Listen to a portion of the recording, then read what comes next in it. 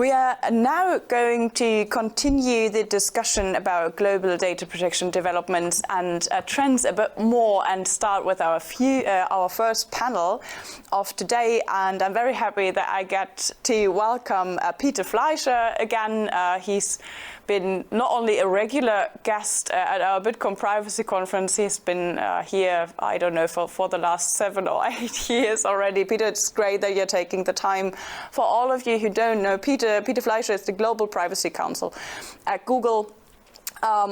We also welcome Jenny Lee. She's Senior Manager at Ernst & Young. Yeah, I see you over there as well. And Gabriela Mercuri, she's Managing Director at Scope Europe. And together with my 3 amazing panelists, I would like to shed some light on recent tech developments, because tech developments are also one of the starting points, basically, for new thinking, sometimes also new regulatory developments. So it also it kind of blends together. So we'll be talking about not only tech, but also global data protection regulation and frameworks, how they are being developed, how maybe we can pull them together a bit more than in recent years, what the importance of codes of conduct can be in this diverse regulatory landscape, and also look a bit more about the compliance requirements, of course, because if we do have all these different regulatory frameworks in place,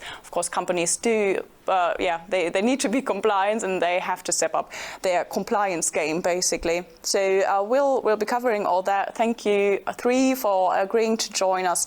And Peter, if it's okay with you, I would like to give the floor to you for an introductory keynote to talk us through the most important tech developments, of course, AI, and what the importance of data still is and will be in the future for those developments. Yeah, well, thank you for the opportunity to join this yet again. I've been a big fan for many years. I've been in the field for 30 years. I was the first full-time privacy professional for Google about 20 years ago. Why do I say that? I say that because we're at a moment that I think is the most important and challenging and interesting, disruptive ever of my career, and that is the rise of AI. There are a few facts about AI that we just need to keep in mind from a technology point of view, and then think about its implications for privacy and on our societies. The first is, unlike other important changes in our world, like climate change, this is not incremental, this is exponential. Climate change increases slowly. I'm not minimizing its impact, but it's small changes of ocean temperature, ocean levels, global climate effects. This is exponential. This means the technology doubles in power on a regular basis, perhaps every 18 months, 24 months, and there is no end in sight to this doublet. So you have to assume that the changes that this will bring in terms of the capabilities of the technology and its impacts on our society will not only be fast, they will accelerate. That's just mathematics. So when I think about AI and the field of privacy, I like to think of it in terms of a timeline. What are we doing today with the use of AI today? Where do we think it will be in 2 to 3 years? And then a more science fiction-y kind of conversation about what do we think AI will do to our societies in the very broad sense in the 10 to 20-year horizon. If you read the media, a lot of the speculation is about that science fiction-y future. I don't know more about that than anybody else. I actually don't think anybody really knows. There's just too many uncertainties involved in the process of how this will all unfold. But we do need to be thinking about it. In the meantime, as a privacy professional, joining many of you, also privacy professionals, I'm thinking about AI today and what we need to think about to launch AI in a responsible fashion today.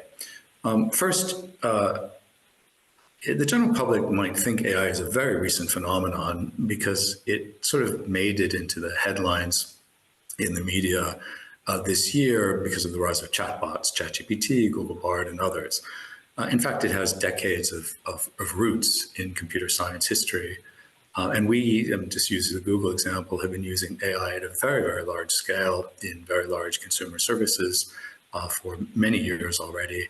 If you use Gmail, AI has already been the tool that identifies and eliminates spam from your inbox. If you're on YouTube, AI has been the tool for many years already that largely spots illegal, offensive content, and in some cases escalates it for human review, but it's only AI that can do it at the scale of the content that is uploaded to these platforms. So that already has a long history. The rise of chatbots recently is just a byproduct of the technology elements that came together to enable this particular version of large language models to be developed and the computing power that they require to respond to prompts with human language-like responses. And I think that caught the public imagination. For me, that's simply one application. When I think about the very near-term future, I'm thinking about AI propagating across all aspects of our society. The CEO of Google said he thinks AI is like electricity. I mean, I think what he meant is this will simply become part of every aspect of our societies, our companies, our governments, our educational institutions will all be dealing with this, and we'll all be adapting to it, using it for what it can be used for as a tool. So from a privacy professional point of view, we'll all be dealing with this. It is not a premise of the tech industry, even though this may have been coming from the tech world. This will be all of our issues to deal with and to do with it in a responsible fashion. When I think about it just very practically as a privacy professional dealing with these issues and working on them at Google and in our services, I think of them in a very binary fashion, if you will, two different ways to think about privacy. The first is in the training of the model, and the second is in the output of the model. Those are two very different things with very different privacy implications. So one thing that all AI models have in common is they are trained on data. They learn from data, they learn to understand patterns from data, and they learn to predict future patterns of data. It's pretty much as simple as that, even though the way they can be implemented varies just dramatically depending on the context. So on the training piece, as privacy professionals, we need to look at what data is being used to train the models. From a privacy perspective in particular, does that include personal data? Are there appropriate protections in place to mitigate privacy impacts? Generally, the use of personal data in training models is probably not that significant in most cases because they're just training the models. I'll give you an example. If you're dealing with large language models, the things that underlie things like ChatGPT and Google Bard, they're not trying to understand personal data in the sense of identifying an individual human being. They're trying to understand personal data, names, addresses, titles, things like that, as part of human language. And of course, names and personal data are part of human language, and they're trying to learn what human language looks like and how to replicate it. That's the training model. But the output model is probably where most of the privacy issues will arise for most of us. It's how are these tools being used? What is the purpose for which they're being developed and then implemented? And that's where the impact on people's privacy will be much more significant. Again, not just privacy, but that's the topic that we're focusing on here today. I'll give one example of something we did with Google Bard that was kind of interesting is, we understood there's a difference in privacy impact from results that we give pursuant to prompts in Bard, a large language model, for public figures versus non-public figures. Clearly, public figures have less privacy protections than just the average citizen in the world. And so we developed a system that then at the output level of a response will run through a filter, and that filter will ask, does this person have a Wikipedia page? A Wikipedia page was just meant to be a proxy, an approximation of saying, was this a public figure? And if there is a Wikipedia page associated with that name, the results will be given. If there's not, it will be filtered out. So it's kind of an interesting, I thought, approach to try to make sure that the results in Google Bard, again, which is still early days and still an experiment, weren't saying a lot of things about individuals that are not public figures. Now, a couple thoughts about this technology. You may know that the longstanding data protection principles of transparency and purpose limitation and data accuracy and data fairness that we know from the GDPR and even before, they all still apply. Of course they do. But we have to think about how do those actually apply in this new world? And if any of you have used these chatbots, you'll know that they do sometimes give incorrect responses. They are language models that were trained to do human language, but they don't necessarily give always correct responses. We call that hallucinations. So we need to focus a lot on how we improve the accuracy of these models. And we certainly are telling people very clearly in notices, don't rely on this for things like medical advice or legal advice, and understand that they will occasionally make mistakes factually. Nonetheless, we are trying to improve that and working hard on it. Final couple thoughts on this. I mean, the technology is evolving very quickly, and it will have massive implications for privacy in many other fields. I'm a profound believer that we must collaborate across industry and the regulatory and government sections of the world. I've had the privilege of conversations with many government officials and many data protection authorities around the world. And there clearly is a growing sense that we must be talking to each other. We must be sharing what's going on in the world of tech, how the tech is evolving, the issues that we're seeing, approaches that we're developing that we think will be constructive to address these problems, and the regulators need to stay abreast. Law and regulation has often fallen behind this pace of tech development, but in this space, with the tech development accelerating, we really just can't afford that anymore, or the void will become too large between the reality of tech and the regulatory and global conversation. I am not minimizing the impact of these technologies in the world. I think they are going to be profoundly powerful, and like any profoundly powerful tool, they will be used by good people for good purposes and bad people for bad purposes, and we will all have to deal with both of those consequences. What guides me and what I'm thinking about in this space is not just how to comply with the laws like the GDPR or future upcoming laws like the AI Act, but also a series of ethical principles like what does responsible AI look like, and what are applications of AI that we just view as unacceptable, that cross a red line, that as a society we don't want. In Europe, we've largely agreed that we just don't want AI to be used for general surveillance, face recognition purposes in public spaces, right? We've just agreed we don't want that. But I could come up with a list, and I don't have time to do that now, of 100 other things that AI could do to learn about you with a great deal of accuracy, knowing data that it's never been able to know before. And we will have to collectively answer, do we want that? Do we want to allow that to be done? And that is a very long and hard conversation as it applies to every aspect of our society. I'm going to stop there. This was meant to be just brief introductory remarks, but I'm super looking forward to this conversation. Thanks. Thank you so much, Peter. I absolutely agree. I think this is a discussion that we all need to have, but it will take a lot of time, obviously. And until then, we are kind of in the middle of this huge and transformative developments that especially AI brings, by having to comply with the framework that is in place now.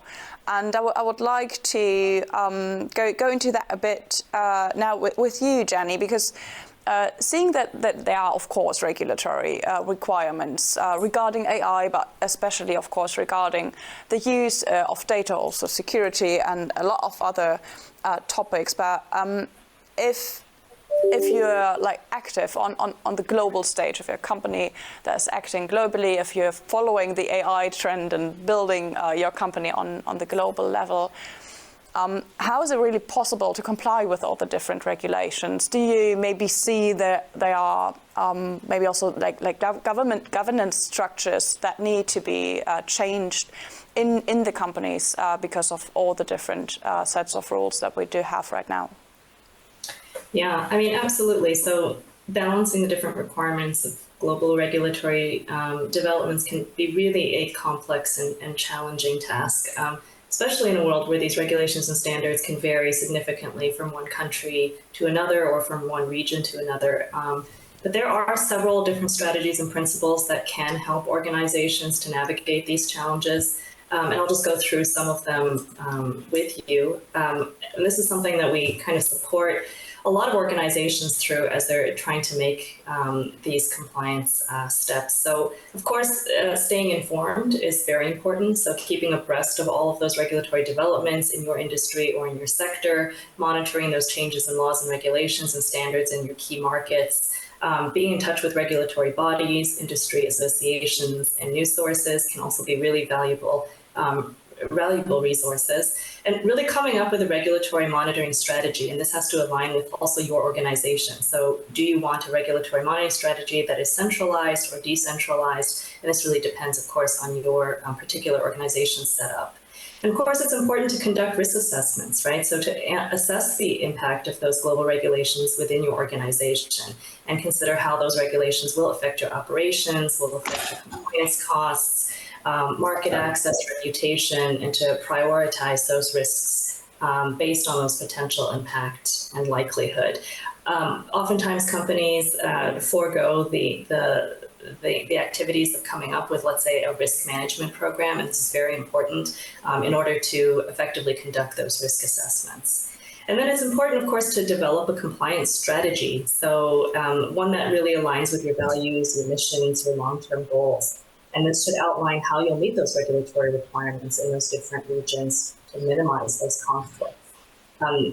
Peter was suggesting also that many companies have started with GDPR in the past as the basis. And so it's important and a good practice also to consider, okay, what do you have a basis that you want to use in your forward-going compliance strategies?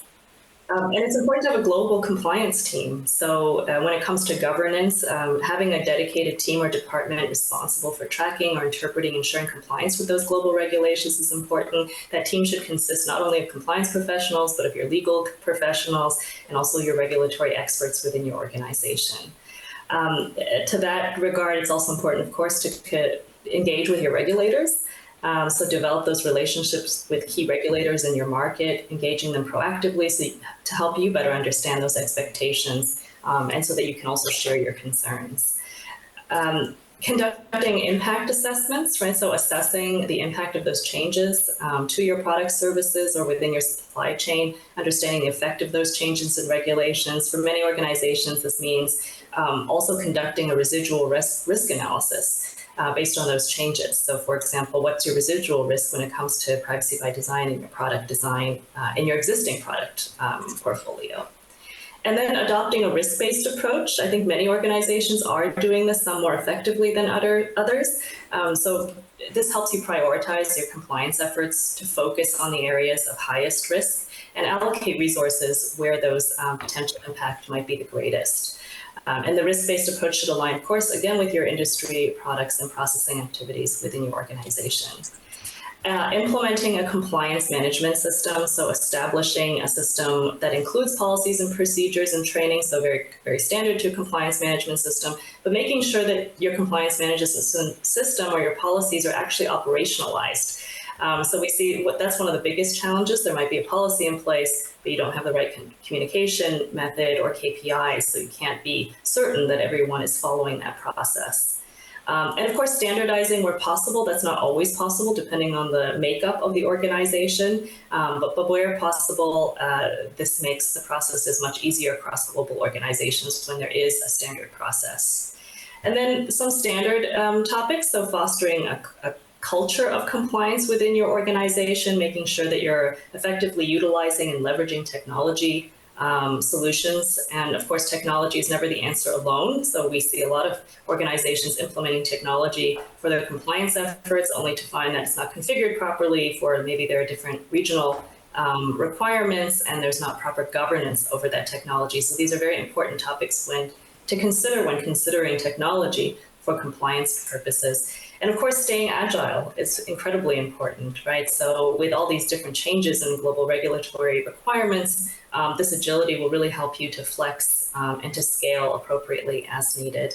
And of course, monitoring and reporting. So making sure that you properly monitor and report your organization's compliance to both external and internal stakeholders. Important that people understand the efforts that you're making, steps that you're taking to comply with these regulations. So some of the things to keep in mind that companies can do to make that process a little bit easier.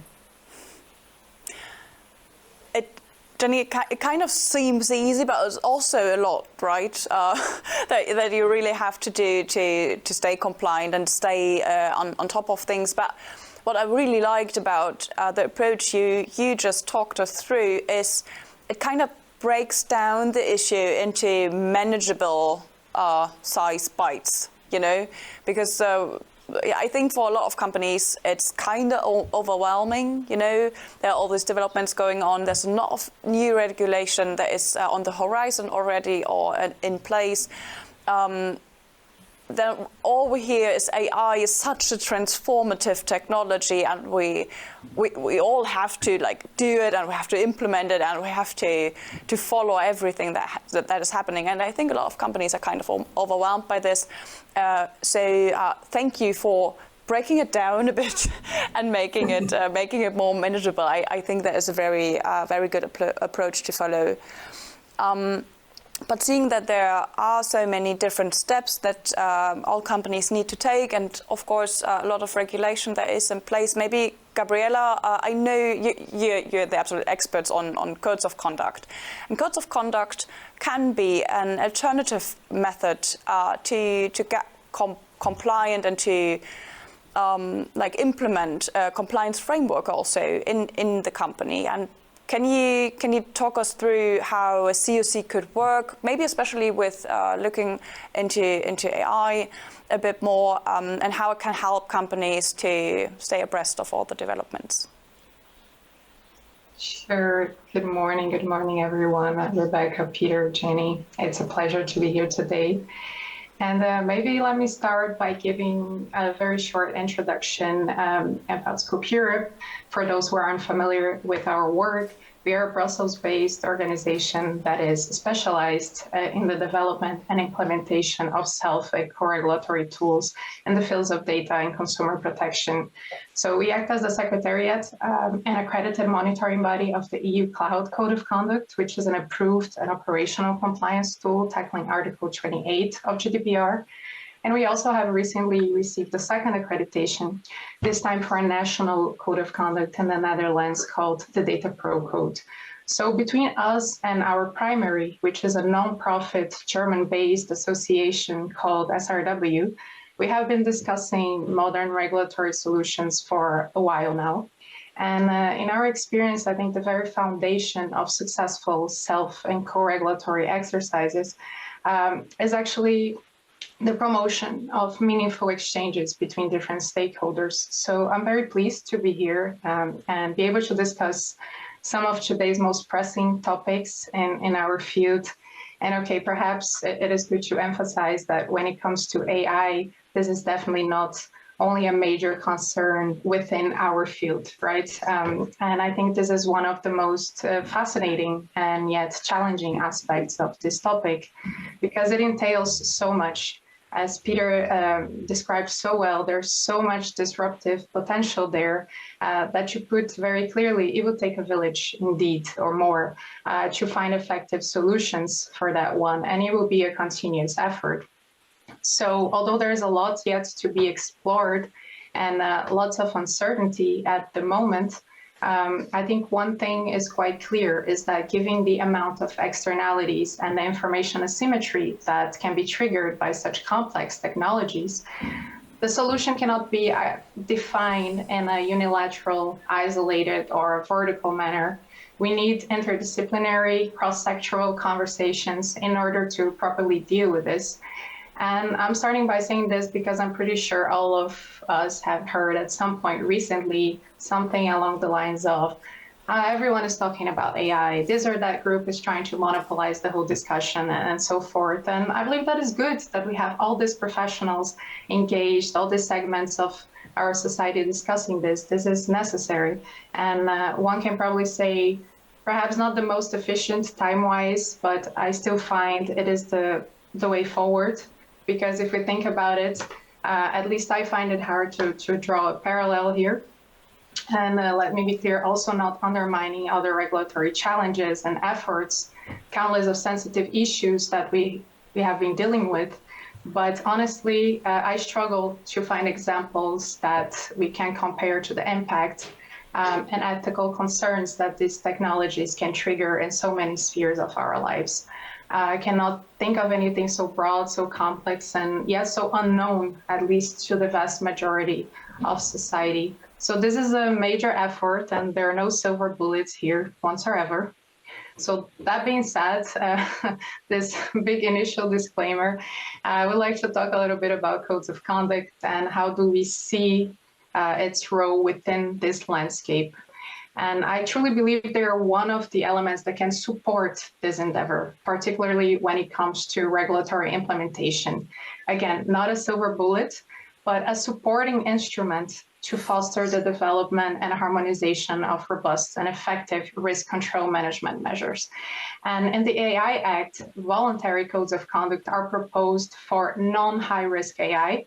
So in a nutshell, under the current approach, such codes they may cover one or more AI systems and include technical specifications to ensure compliance.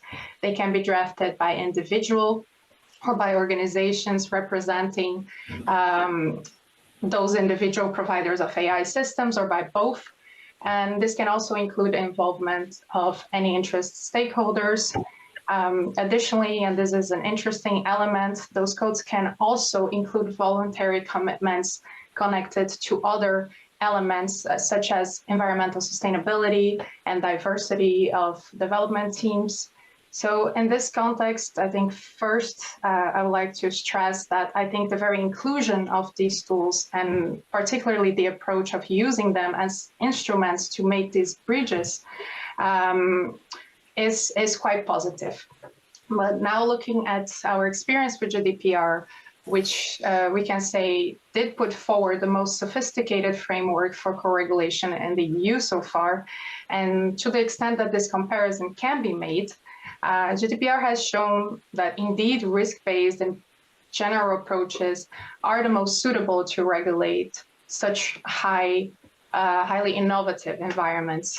However, we have experienced how much legal uncertainty this can bring and the challenges it imposes, especially for those stakeholders lacking the necessary resources to perform appropriate risk assessments, right?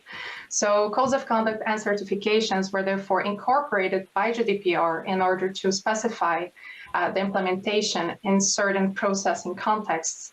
And this was extremely helpful, an extremely helpful mechanism to mitigate this legal uncertainty and support the compliance efforts of several stakeholders. So to turn those vague provisions into concrete, actionable controls. And despite of the challenges and the few proofs of concept that have reached the market so far, and we can have a whole separate discussion on why is that the case, let's focus perhaps on the elements that enabled the materialization of successful experiences in the field. Lessons learned, right? Why, what do I believe are the key variables behind the success of co-regulatory, the co-regulatory model implemented by GDPR? Number one, appropriate incentives.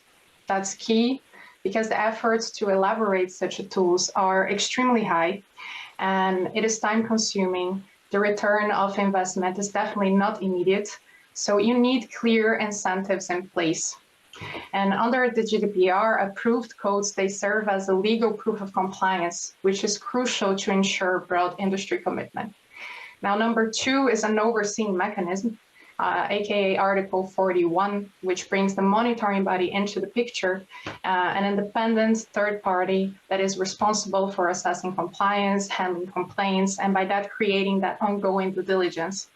So to wrap this up, I think if we have the right incentives and a strong monitoring mechanism in place, these tools can be very helpful, and not only for non-high risk AI, but also for high risk, because they can establish and harmonize robust standards, they can support the compliance exercises of smaller players and help leveling the playing field. They can help users make well-informed decisions, and by that reduce information asymmetries, which are extremely high in this context. And finally, they can generate, really foster transparency and accountability, which is indispensable. Thank you so much, Gabriela. Peter, I bet the AI Act is something that you follow very closely because, of course, you are one of the front runners of the use of the technologies. You have been for many years. So what kind of areas are you focusing on regarding the AI Act? Do you think it's a good approach, basically, or should it be like turned around in some respects? And what would you say to other industry members, to other companies, what they should be focusing on, how they can prepare for the new regulatory framework that is to come? Yeah, well, firstly, before just the AI Act in particular, I mean, I think it's absolutely clear that this space needs to be regulated. I mean, the impacts on society are simply too great for it not to be regulated. And there is, I think, universal consensus this needs to be regulated. That's fine. But there is not universal consensus about what good regulation in this space means yet. And I think that's what really our conversation is about here. So one thing I think is quite clear is that regulation is not going to work unless it has a fairly global scale to it. The technology is global. I just don't think regulatory approaches that are country specific are going to scale in any meaningful fashion to deal with these issues. So when I look at the different bodies that are engaging in thinking through what an AI regulatory framework looks like, I'll give some examples that are going on right now, right? The G7 just published their own framework. I think it was just yesterday. The United Nations is working on this. The EU, of course, we'll get back to the AI Act in a second. The Global Privacy Assembly, the GPA, is also working on aspects of this. That's the body of, the global data protection authorities around the world. APA as well. So I think everybody has understood this needs to be regulated and it needs to be done in a way that crosses borders and is as global as possible. So I think we're there. Europe, of course, is well underway on this initiative with the AI Act. There's a piece of it that I think is quite wise, which is the entire AI Act is based on a risk impact level, a risk-based hierarchy of considerations. And I think that's very sensible because I really want to stress that don't think of these AI models as coming from the tech industry. Think of these as AI models that everybody, every company, every government, every medical educational institutions will be building. And in fact, very soon, and this might be startling to some of you, the technology to build these large language models is something that an individual can do. It won't require simply these large entities with huge computing resources to do. This will become democratized and it will propagate rapidly. So as we think about rules in this space, we have to think about rules that will scale from the very large entities in the world to these very small actors as well. When I think about the AI Act, one piece that is, a little bit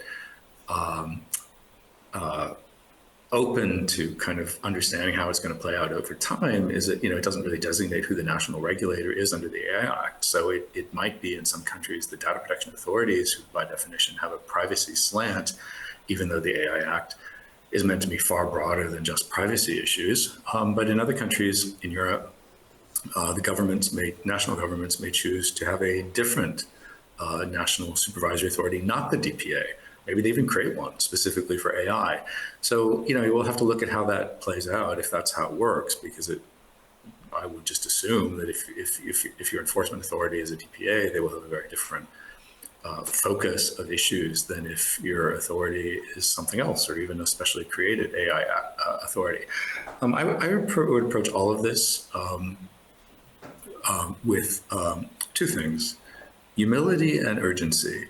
And humility, I say, because the technology is still emerging rapidly, and none of us can really predict this out very far into the future other than to know that it will be impactful and disruptive. That's the humility part of it, and I don't think anybody has a full picture of what credible regulation in this space yet should look like. So we're gonna have to work together to figure that one out as the stuff evolves. But also urgency, because we just can't just sit back for 5 years and have a bunch of conversations about this stuff because the tech isn't going to wait. So humility and urgency might seem contradictory, but I think we kind of have to have both of them. Seems like a good paradox to describe the developments, right? Because you kind of have to do different things at once and approach this very complex issue with kind of different strategies also. But as you said, I think the enforcement question is definitely something that we'll all look forward to be solved, basically, because yeah, it's absolutely the case that it isn't fixed yet. Who will be the competent authority to have the oversight over the AI Act? And of course, there are always data protection issues to be addressed. So I guess the data protection authorities will always be involved somewhat. But I also think that a uniform approach to enforcement and oversight is absolutely crucial to get as much harmonization done and as much uniform interpretation of the AI Act done as possible. Maybe breaking down the issue a bit, Jenny, I think if we look at the privacy side of AI, privacy by design, privacy by default have always been concepts that companies kind of struggle with. I mean, they are there in the GDPR, and I think they can be really leveraged also for the whole AI debate, but companies kind of struggle. Do you see that there are maybe structures, strategies, or even tools that can enhance their efforts? Because I bet that if you step up your game in the privacy by design arena, you'll be better prepared, maybe even for the AI evolution. So privacy by design, I think, since GDPR went into effect, has been the one area of requirement that most organizations were addressing later, right? So, so most people put that on the back burner and never really thought about it, because in the early days, privacy compliance was mostly managed by the legal department. And if there's one thing legal isn't most well known for, it's understanding of technology or software or product design. And so I think people came to it quite late, and we definitely saw or do see that there is more focus now on the topic of privacy by design as the years have gone on. And I mean, of course, this requires one of the most challenging things, which is a really good relationship with your security, with your IT teams, because ultimately the controls that have to go into let's say a software design lifecycle to effectuate privacy by design really have to be aligned with those other second lines of defense. And this is where some of this interdisciplinary collaboration has been very difficult, I think, for your average privacy professional. I think in a company like Google, this is much easier. This is a tech company, and so there are people who are naturally understanding of these topics. But if you go into the life sciences, for example, this is really a difficult challenge for them. But absolutely, I think in the future there will be, as we get a global regulation or an EU regulation and the AI Act comes into effect, there's going to be much more emphasis on how can privacy and controls within the AI lifecycle also be implemented. And it's definitely something that organizations are currently working on, despite there not being right now a regulatory requirement for AI. These are teams that are coming together already. Many privacy teams have understood that with the experience they've had with privacy regulations and privacy by design, that this ethics by design topic is pretty close. And so there are many organizations that are bringing the digital risk, AI risk, and privacy risk teams together in managing this. And it makes perfect sense. So you should definitely leverage efficiencies as much as possible within organizations to address what will be, I think, really a differentiating factor in the future. You have to have a good by design and by default process. I'm looking forward to seeing more of that, basically, in practice. I think there's still a long way to go. But maybe if companies combine their efforts for privacy by design and use COCs more, Gabriela, then we'll see like 2 or 3 steps forward at once. And maybe coming back to the COC issue as well. Gabriela, is it possible for every company to join a COC? Can everybody get more compliant by using a COC, or are there specific models And are there already COCs in place for AI basically, or maybe not, but maybe for international data transfers, I don't know, cloud, other technologies that can be used and where companies can learn how to leverage the COC possibilities? Sure. So, the first question, very important, because that's one of, I think, the biggest added values of COCs is that they are quite flexible tools. So it really depends on the scope. And under the GDPR, every category of controllers or processors, they can develop a code of conduct, and the scope, you have quite a lot of flexibility to establish the scope. So for instance, when we talk about the cloud COC, this is tackling Article 28, so all processing activities under GDPR for the entire cloud environment, so from infrastructure through platform and software as a service, and this is the scope there. But again, it depends on how you design that, and that's definitely one of the most important attributes of these tools. And when it comes to AI, there is nothing concrete, at least within our community, in the pipeline yet. But we have an extremely active and collaborative group of stakeholders sitting at the General Assembly of the Cloud Code of Conduct, which is, as I've mentioned, this approved operational tool. And this group has been experiencing firsthand the benefits of adhering to these tools. Today, we have around 1,300 services that have successfully declared adherence to the code. So if you're interested, take a look at our public registry where you can see the list of adherence services, check their public report, and get all the necessary information there. So this is all up and running. But now, besides the maintenance of the code itself, there are existing groups within the GA building further solutions for the cloud environment. And naturally, we have been discussing the possibility of, once having more clarity, developing a tool for AI. But these discussions are yet in its initial stage, and again, nothing concrete yet. But we do see a lot of willingness to work together towards finding solutions in that field as well. And this group has been very successful, really a pioneering initiative there. So let's wait for the upcoming developments, and I will make sure to keep you up to date. And very quickly, when it comes to international data transfers, on the other hand, that you mentioned, we do have a lot going on there. I unfortunately don't have the time to go into the details of the third country data transfers module, but I can say that the first draft of this initiative, which is an on-top module of the baseline code, has been recently published. So let me use this opportunity to invite all of the colleagues here that are interested in the topic, which is still pressing, and we do need to have some redundancies there, to take a look at the first draft. And this is really crucial to have, broad feedback to make sure we come up with a workable and effective tool for international data transfers as well.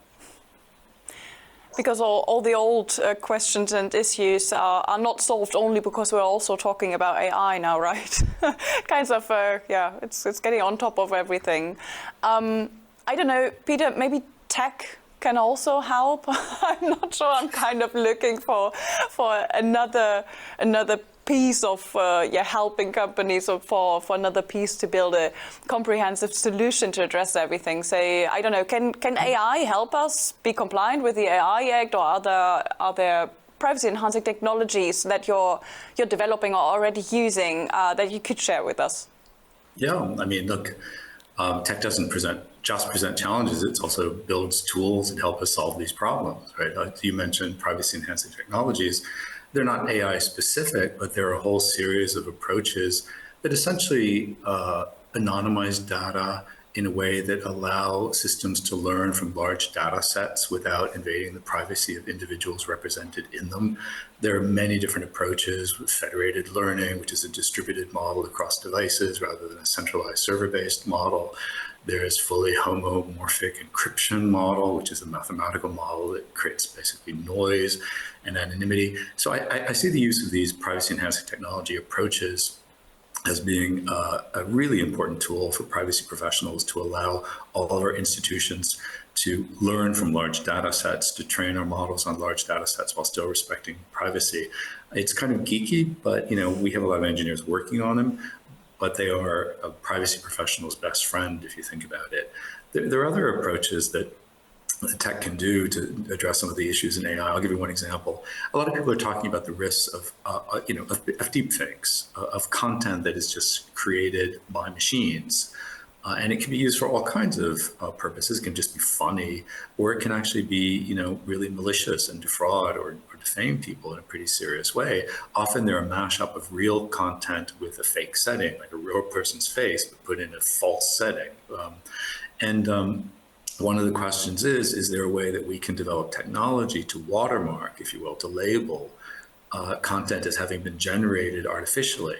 And so we're doing at Google a lot of work on figuring out how to insert watermarks into AI-generated images, for example, in a way that humans can't see those watermarks, but a machine can. It can then alert users of services, say, hey, this was AI-generated content. I mean, think about that from the point of view of democratic countries' elections. We all know that bad actors are going to try to flood our systems with disinformation, misinformation generated by AI to essentially impinge on the democratic process. And I think it's just really important to give people the tools to know what they're seeing was generated by a machine and then approve appropriate skepticism for it. So those are tools that the tech industry can help build so that people can just be alerted. Humans can't tell the difference anymore between what's real and what was created by a machine. But I think humans deserve to know what was created by a machine and then draw the appropriate conclusions from it. So yes, I'm alive to all the issues tech is creating for everybody, but they are our best set of tools also to address these challenges. Great. I think there's a lot to look forward to because there are a lot of developments, but I think all of us got a few ideas about how we can tackle the issues, how there are solutions already like operational or are being developed right now. So we hopefully can address the issue next year at next year's Bitcoin Privacy Conference and saying, okay, the AI Act is here. We have tools in place to develop compliance and management systems, and give the discussion an even more solution-based approach. I'm looking forward to having this discussion again with you. Thank you three for joining me today. It has been an absolute pleasure. Let's continue the discussion, and for now, thanks. Thank you. Bye.